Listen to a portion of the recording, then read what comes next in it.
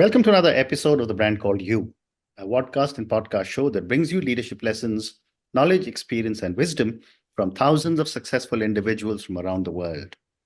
I'm your host, Ashutosh Garg, and today I am privileged to welcome a very accomplished and tall tech leader from California, USA, Mr. Raj Yavatkar. Raj, welcome to the show. Thank you. Raj is the Chief Technology Officer of Juniper Networks. He's a board member, an advisor to startups, and an angel investor. And he was earlier with Google and Intel. So, Raj, before we talk about technology, tell me about your own journey that led you to become the CTO of Juniper Networks. Yeah, my journey is not as impressive as yours, I must tell you. But I went to US to do my PhD in computer science with specialization in networks at Purdue. I did that. After that, I did a brief detour in academia. And then landed up in Intel. See, I was working on internet before internet became very popular because internet really took off in 94 or so with Microsoft Windows releasing browser and so on. So Intel hired me that time as an expert to do internet technology development. From there, I moved into products. Did work at Intel for a long time. Then I moved to VMware, which was one of the best enterprise software company. Then Google Cloud, I was doing network infrastructure. And that's where I got hired into Juniper because they were looking for a CTO. So it's sort of a unpredictable kind of a path. Yeah. Fascinating. So let me go to ask a few questions relating to your journey and Juniper. What, in your view, are some of the key qualities every tech leader should have? I think one of the things you need to have is humility, or what I call imposter syndrome. Because as you go higher up and up in the hierarchy, you have to accept the fact that you don't know everything. You probably have a lot. So having that kind of humility or worry or almost paranoia to some extent about not knowing enough, relying on is very important because other people through whom you draw knowledge as well as work, they are the ones who make you successful. The second part is constant learning. In technology, it changes every few years. Right. Throughout every 4 years, I had to switch to different adjacent technology path or learn completely new technology and so on. And the third one is really connection to individual engineers. If you want to be a technical leader, ultimately you have to go down in the organization and form connections with people. Forming connections also applies to outside in the industry and the ecosystem. Those connections are useful, important to constantly learn, get new feedback, get new visibility into insights into what's new is happening. So those are the qualities I consider important for technology. Very interesting. Great response. And when I was reading about you, you have over 45 patents to your name. What is your approach to fostering innovation within your own teams? Yeah, that's a work in progress because constantly you have to change the way you think about innovation and foster innovation. What I like to do is that encourage brainstorming sessions where people should feel to go to the whiteboard and try out ideas without criticizing any ideas. A lot of the ideas will not lead to anything. We also hold focus groups kind of things where we bring a bunch of junior people with senior people to see what ideas we could think about. And that's how you lead to innovative ideas which you can prototype and patent. Fascinating. And how do you balance the drive for innovation with the need for security when it comes to network technologies?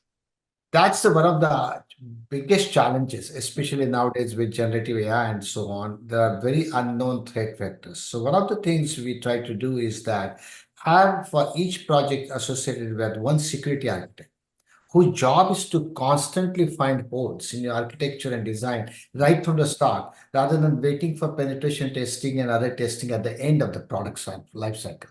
So because when you do innovation, people want freedom, they want to move fast.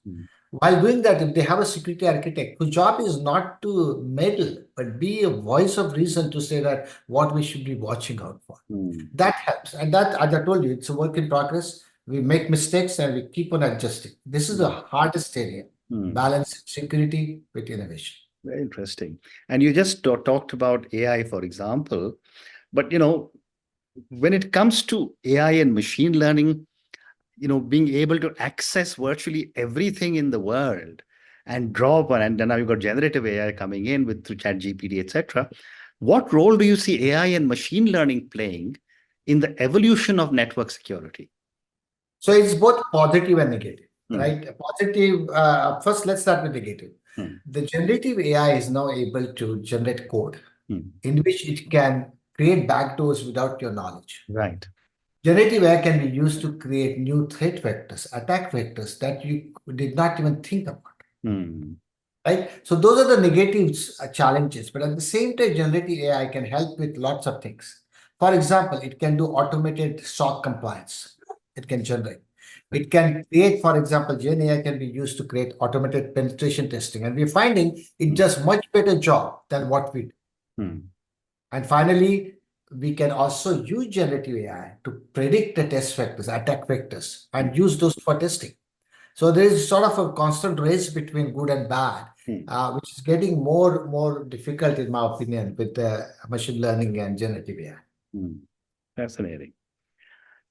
So the other question then is that, when you talk about leading large teams, etc., what insights can you share from your experience of leading large teams to deliver cloud networking infrastructure?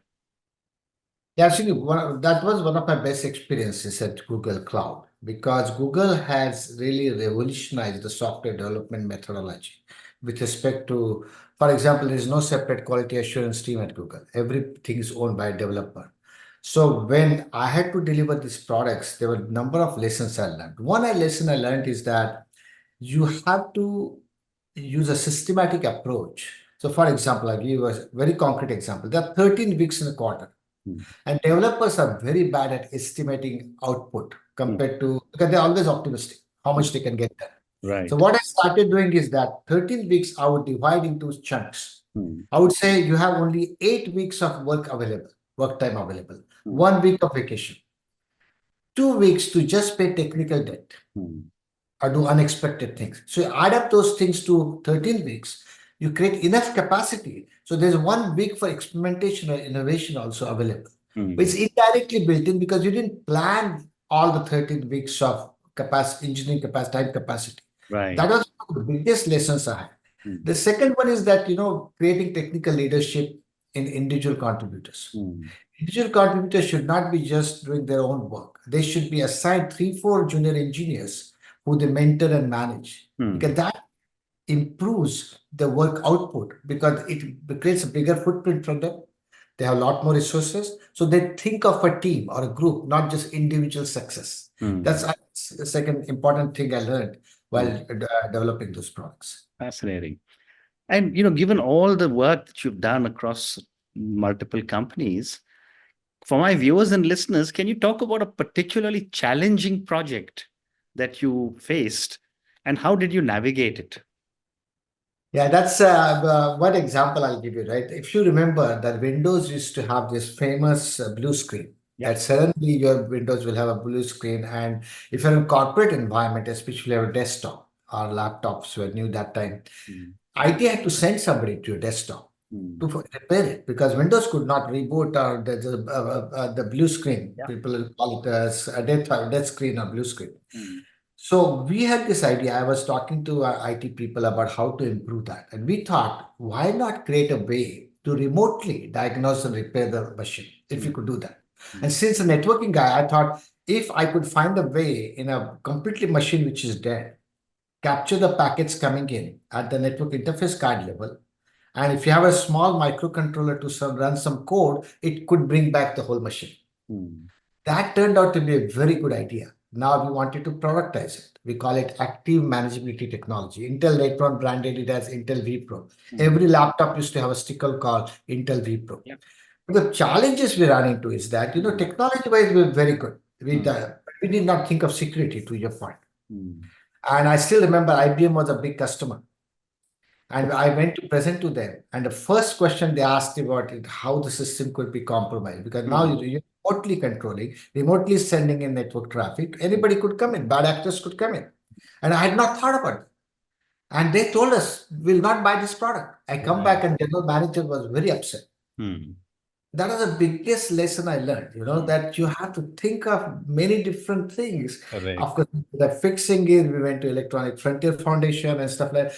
It was turned out a very successful product. Hmm. And every laptop used to have, I was very proud of that. Intel vPro, I still see the branding and I remember how it came about. But it was Hmm. a very important lesson that, Hmm. think of things that are not directly related to the technology, but in terms of delivering the whole solution. What Hmm. are the challenges? Fascinating. And you're right. I mean, that little sticker on every computer of Intel inside, Yeah, actually built huge amount of credibility for the brand of the computer itself. I yeah, think that's that was yeah. something amazing that you probably pioneered for in the world of technology. Thank you. My next question for you, Raj, is that, uh, and we'll talk a little bit more about networks. How do you envision the future of networking technology in the context of Internet of Things and smart devices?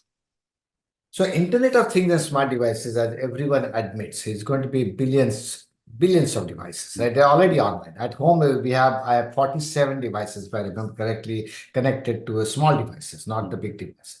So Internet of Things is definitely there. So people are building edge clouds or some infrastructure closer to the IoT devices. Mm, And you have things like smart cities, smart airport. Those are happening. In India, I was just recently, India is building smart cities. So the future of that is going to be that the network is moving from centralized infrastructure to more decentralized distributed infrastructure. mm, The local control, decentralized control is becoming very important. And that's going to create, now with machine learning, you need to do inferencing for mm, autonomous devices and so on. mm, Those also happen at the edge of the cloud. So because of that, you have tens of thousands of edge clouds, and this leads to more decentralized infrastructure. mm, mm. Interesting. And how do you envision the future of intelligent self-driving networks? Those are already happening. You Mm, will not believe it, but I tell you that we have actually, I just talked about Juniper Networks. We have products for Wi-Fi networks and campus branch switching and SD-WAN, which are completely managed using AI machine learning model. We have publicly admitted that 90% of the troubleshooting tickets are never served. They are self-resolved using machine mm, learning. mm, So this is the first step, big step towards creating self-driving, self-learning networks. mm, Now the question, how do you extend that and apply it to large data centers, large transport networks, your mobile networks, and so on? That's going to happen. I mean, the next 5 years, you'll see a tremendous change pioneered by companies like us and other people who are mm, working on it. mm. It's Well no said. longer a vision, no longer a dream. Well It's said. Well said. So, we few minutes back we did speak about cloud. So, I forgot to ask you one question. So, I'll come back to it. How do you see the role of hybrid clouds evolving in the next few years? hybrid clouds are here to stay. I tell you why. Mm, Almost every enterprise has legacy applications which are not going to go to cloud. They will stay in the on-prem data centers. yeah. All the new applications are moving to the cloud. Mm, They're not in one cloud. Some are in Oracle Cloud, some are in AWS, some are in Microsoft Azure because Office 365 is there, and Google is great at analytics, data sciences. mm, So now you have this forest of applications, I call it, mm, distributed in different clouds, different regions, on-prem, and that is the hybrid world which is here today. I mean, if you're a small company, maybe you will not see it. But if you're a mm, larger company, larger enterprise, even medium-sized enterprise mm, are seeing that. So I think it's very clear that the world is always going to be hybrid.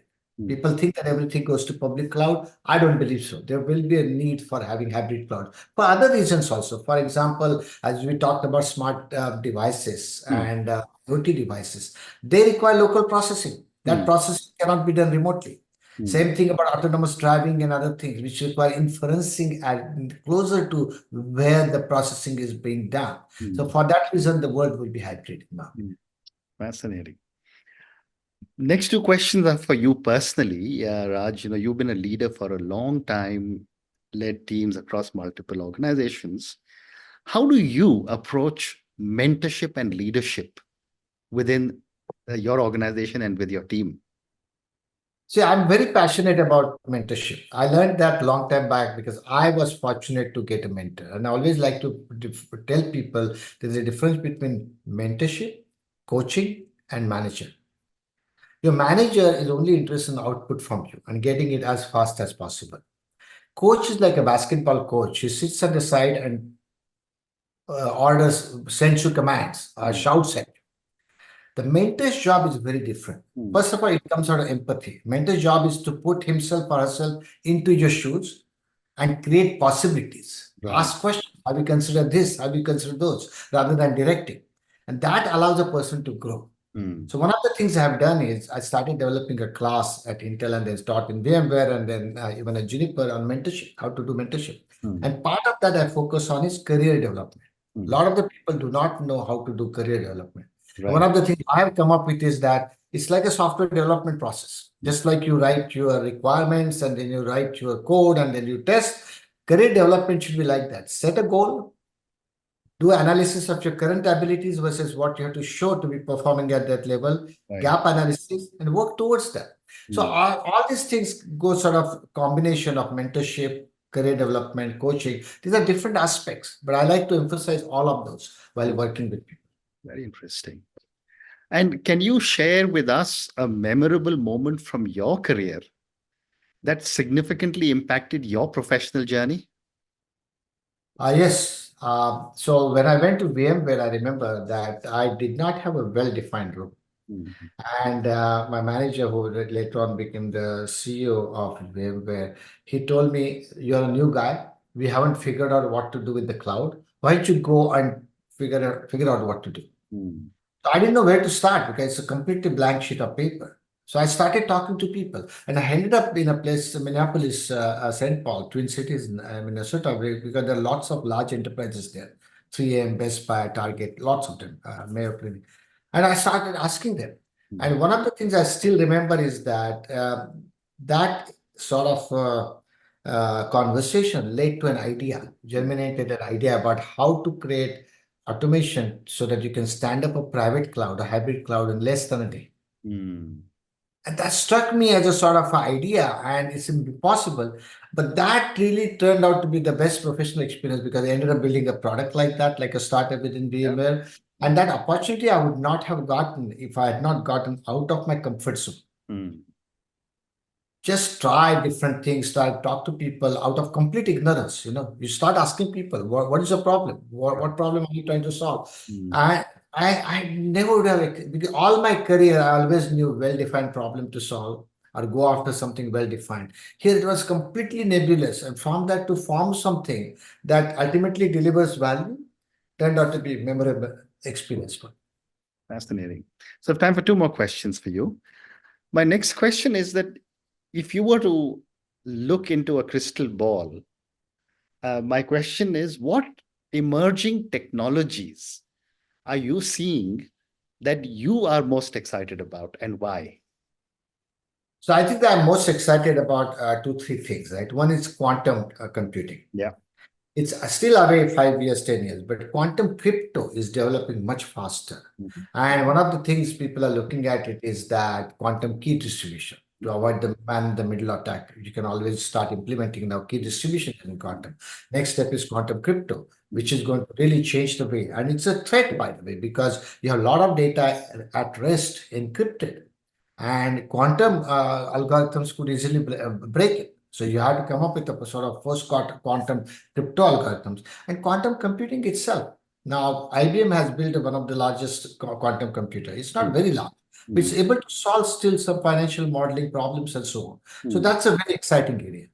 Second one is, of course, this whole generative AI, where it's going to lead to us to, we do not know yet. mm, I was just reading a New York Times article where they talk about how they applied generative AI for modeling cells. mhm, And that in the 6 weeks of time, that model was able to find a cell called Notch cell, which is a very rare cell in the kidney that's important, which scientists, biologists have taken 120 years to find. wow. That's the level of development we're talking about. So I think that level of development relating to, like we talked about, self-driving, self-learning, that's an exciting but unknown thing. And it has ramifications, positive as well as negative, ethical concerns, bias. 70% of the population this year is going to go to elections around the world. They're likely to be manipulated by this kind of technology. So that danger is also there. So very hard to tell where we are going to go, but a pretty exciting time in market. Amazing. Thank you. And my last question to you, Raj, and this is for the thousands of people who will, listen to our conversation and or view the conversation. You have achieved a lot of success and you are right at the top of your career, and I'm sure there's more to go. What would you say are three lessons you would give to young engineers or young aspiring individuals to follow in your footsteps? So number one is constant learning. As I said, every 3-4 years, you have to be ready to move into an adjacent area from where you're comfortable with. Learn new technologies. Don't be afraid. The second, I think, the important area is really focusing on what I call stakeholder management. Learning who the stakeholders are around you and why they are needed for your success. Because no matter what development you do, what you do, it's important that you have to use other people, other stakeholders, manage them in the way that they contribute to your success. And the third one is extremely be focused on collaboration and teamwork. I mean, very few people succeed on their own. A lot of the success comes through serendipity. And serendipity happens because you work with others, they inject new ideas, new things you did not think about, did not see. So because of that, it's very important to do that. Very interesting. And Raj, on that note, and your three amazing lessons: be a constant learner. I love the term adjacency. And I'm sure when you talk of adjacency, you're also probably talking of leapfrogging many generations because that's the way technology is growing. Second was so important, learn to manage your stakeholders because that is critical. And the third one, which is even more important, is focus on collaboration and teamwork. Thank you, Raj, for speaking to me about your own amazing journey.